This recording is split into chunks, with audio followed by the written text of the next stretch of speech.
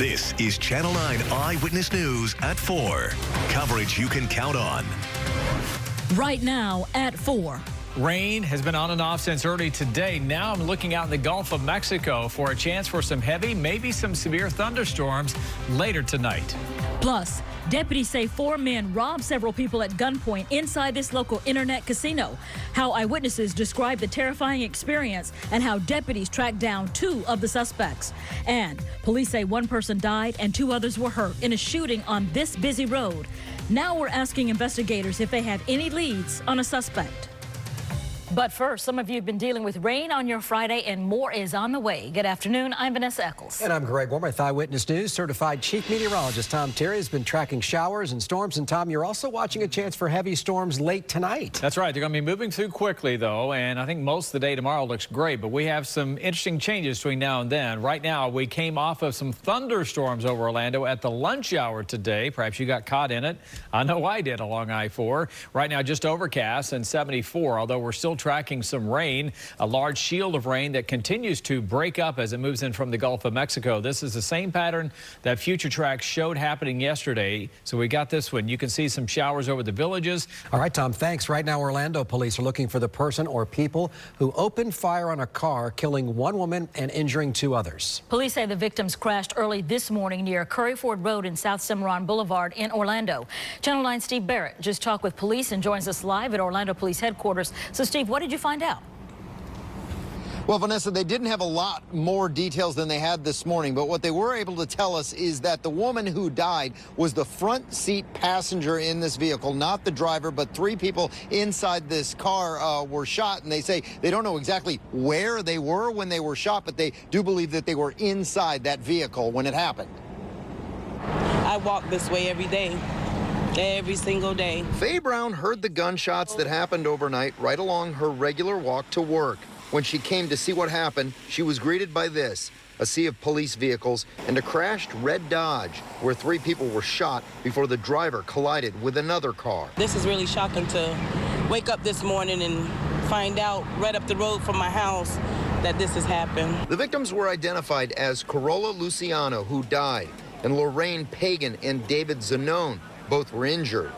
A witness who did not want to be seen on TV saw the 2 women and man being taken away from the crash scene after hearing 5 to 7 gunshots. The shooting happened right around the corner in the middle of Curryford Road around 2:30 in the morning. The motive for the shooting is still unknown. And if you were in that area of Curryford and Cimarron this morning, you know that it created just a traffic nightmare there. It was a long time as well, from about 2:30 in the morning when this happened until they finally cleared that scene at about 10 o'clock this morning. Reporting live in Orlando, Steve Barrett, Channel 9 Eyewitness News. Dozens of families in Orlando now have an affordable place to call home. Today, the mayor helped cut the ribbon on a new affordable housing complex off Mercy Drive. Channel 9's Michael Laparty joins us live. And Michael, half of these units will be for people who are homeless. And Vanessa, these new units are just behind me here, and they are going fast. The complex says about half of them are already occupied. For years, local leaders have worked to fight panhandling in downtown Orlando. Coming up, we are digging through a soon-to-be-released study that shows just how many homeless are doing it, and you might be surprised by the numbers. Well, rain, showers moving through now. Storms are on the way later tonight. I'm timing out some big changes with Future Track. And you may have heard our beloved friend and co-anchor Marty Salt is retiring today. Next, a special look back at her wonderful career. You have to see this. Doppler 9 radar is driven by Toyota of Orlando and Toyota Claremont.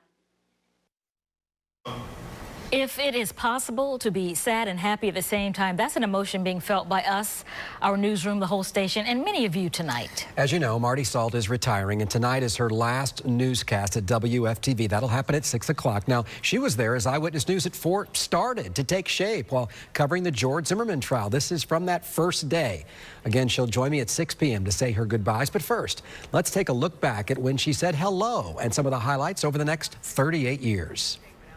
She even laughed at what, like Mach 6 or whatever it is? Oh my gosh, I'm scared to death. Yes, yeah, but I wasn't going to turn it down. I wasn't going to turn down the opportunity. So how has this day been for you? Because there have been so many well-deserved tributes, and we've shown you how much we love you. Well, it has been overwhelming. I mean, so many people, and we had a party here earlier, and you know, people came up, and it's just been overwhelming. And I was telling this to my sister in a conversation. I said, I really am. It's very heartwarming to read the posts on Facebook where you really realize, for many people, we've been a part of their lives, and I've been a part of their lives for many years, and it's very heartwarming to read those comments that they write, and so it's been an overwhelming day. It's been a very fun look back. You dug up video I hadn't seen since the day it was recorded, and for good reason, but it's just been great. And in the next segment, we look at some other moments in your career, and then this weekend, a little self-promotion for us as well.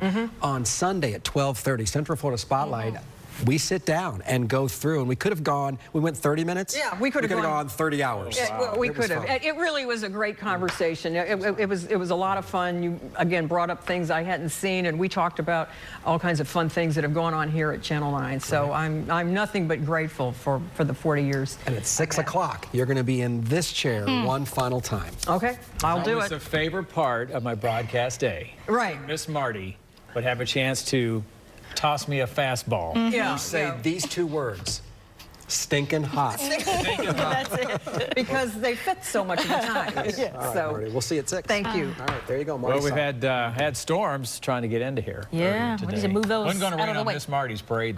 Wouldn't allow that. Wouldn't have noticed. Here's There were what's plenty new. of waterworks I don't think so. inside. Yeah, she's great. All right, stick around. Marty's not going anywhere just yet. Downtown Orlando, we have still the clouds and 74 degrees. What a kind of stormy on and off rainy day we had. And Future Track, if you remember from yesterday, had storms and then just kind of this thin whisper of rain coming by at this time, and that's exactly what's transpiring. So we're still getting a little bit of light rain moving through Lake County, everything moving quickly here, but we do have some nice changes coming up after that. Thornton Park, just to give you an idea, still quiet, and then right around 6, 7, 8 a.m., chance for thunderstorms, and then they'll quickly move on its way. Tomorrow in Tavares, you have rain and storms early, and then after, say, 7 a.m., it's already passed you by. And look at that beautiful afternoon. So to get that beautiful day, we got to get a few more storms to move through. Here's your 5-day forecast. Likely thunderstorms in the morning, probably all the way through the area by around 9:30. 76 degrees tomorrow, cooling down some, and then yet another storm system. Greg, we're watching for late Tuesday of next week. All right, thank you, Tom. Some Paramore residents are upset about how $60,000 was split up to compensate the area for the traffic, trash, and noise from the Electric Daisy Carnival. Coming up, we ask city leaders how the neighborhoods were chosen. Then next, why the DEA has now added some poppy seeds to a list of some of the most dangerous and deadly drugs, including fentanyl and morphine. Brevard County leaders have voted to spend $5 million to replace a bridge damaged during Hurricane Irma 2 years ago. Now we're asking how soon the work could begin. And 3 Central Florida high school football teams are getting ready for their shot to win a state championship. Coming up, our sports team is breaking down the matchups ahead of the big games, which are tonight and tomorrow. And we're digging through a soon-to-be-released 16-month study into the homeless and panhandling in downtown Orlando. Next, just how few members of the area's homeless population account for nearly all of the panhandling. 9 investigates. It's more than a slogan. It's a mindset to be relentless, a focus to dig deeper, and a mission to fight for you. That's why no one investigates like 9 investigates. Greg, we've been on the scene now. Experts in exposing the truth, going the extra mile, and always getting answers for you. 9 investigates. Only on Channel 9 Eyewitness News. It's coverage you can count on. This is Channel 9 Eyewitness News at 4. Coverage you can count on. For years, leaders have been working to fight panhandling in downtown Orlando. But all new at 4, we're digging through a new study where advocates spent more than a year looking to find out just how many people are doing it and just how many homeless are downtown. A soon-to-be-released study of panhandling in downtown Orlando finds those who do it actually, and this is interesting, represent just a small percentage of the hundreds of people who are out there homeless tonight. And Channel 9's Angela Jacobs went through the first of its kind study. And Angela, the results of the study are really eye-opening.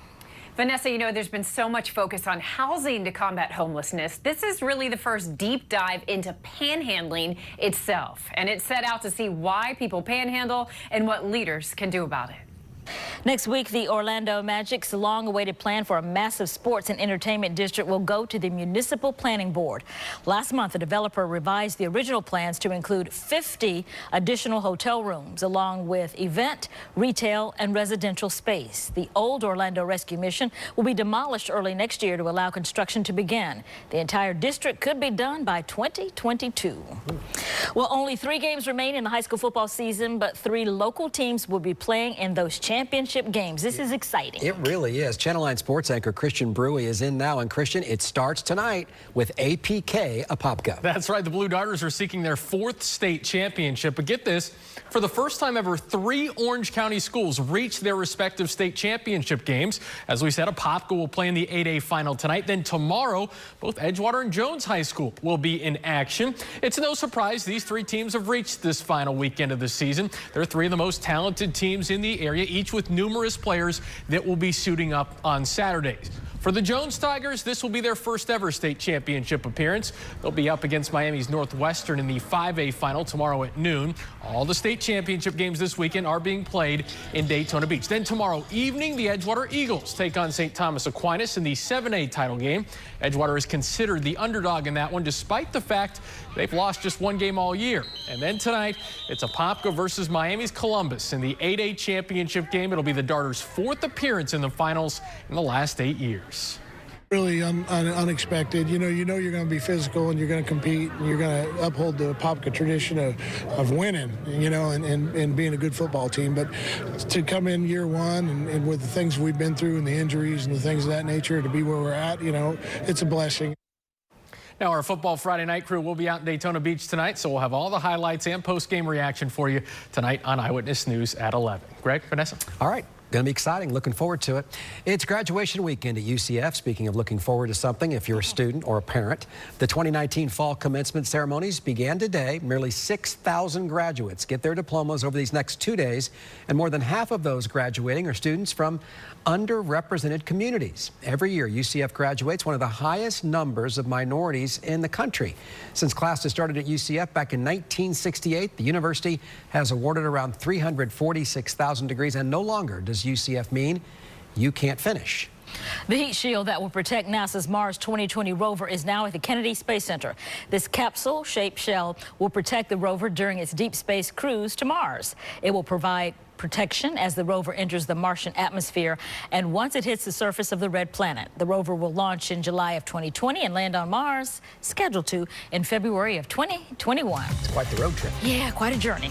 When you are shopping online, one of the biggest influencers of what you buy may be the number of stars that you see next to an item. Coming up, why consumer experts say you shouldn't always trust those stars. And some Paramore residents are upset about how $60,000 was divided to compensate neighborhoods for the traffic and noise from this, the Electric Daisy Carnival. Next, we ask city leaders why the money wasn't divided among all of those impacted neighborhoods. And stocks were up a bit on Wall Street today after U.S. and Chinese officials said they've reached an initial trade deal. Here's a look at the closing numbers. Hey Orlando, I'm Lisa Robertson, and I'm going to be sharing the best gifts for the holidays right here on WFTV. You will not want to miss out. So just text WFTV to 65,000 right now, and we'll see you soon.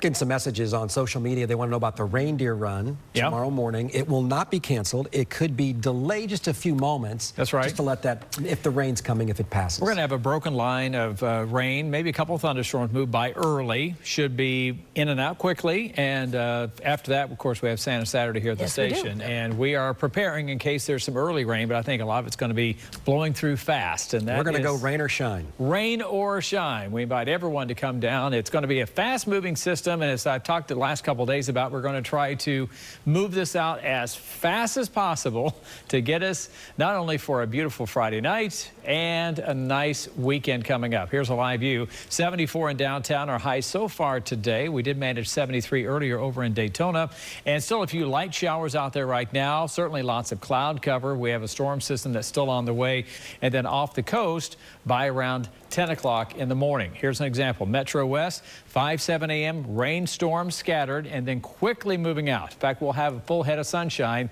by the lunch hour. So we're going to move this through awfully fast. Cocoa Beach, you'll have rain around 10 o'clock in the morning, but by noon, you're done. And what a beautiful afternoon it will be. 5-day forecast. Weekend always some views. Scatter storms likely first part of the morning hours, perhaps as early as 3 or 4 a.m. to the west. Beautiful Sunday. Monday, 80 degrees. Another fast-moving storm system here for Tuesday night. Greg? All right, Tom. The Electric Daisy Carnival, which you see behind me, was huge, lasted for 3 days in downtown Orlando. This year, the organization behind it wrote a big check to soften the pain for many nearby neighborhoods. It had to listen to loud music and deal with traffic and trash for an entire weekend. Today, Channel 9's Karen Park spoke with residents who benefited from the concert while others didn't. Central Florida businesses are doing what they can to make sure every child has a toy to open Christmas morning. Yesterday, employees at Lockheed Martin, they came through again. Their 22-year tradition of helping to fill the need. Lockheed donated $10,000 worth of toys and bikes for the Toys for Tots campaign. And again this year, 500 bicycles, and when the engineers put them together, you know they are put together correctly. And tomorrow is a big day here at Channel 9 as we work to help make Christmas a little brighter for some local children. Our annual Santa Saturday is tomorrow. Please bring a new unwrapped toy or toys for our Toys for Tots drive. We're at 490 East South Street in downtown Orlando.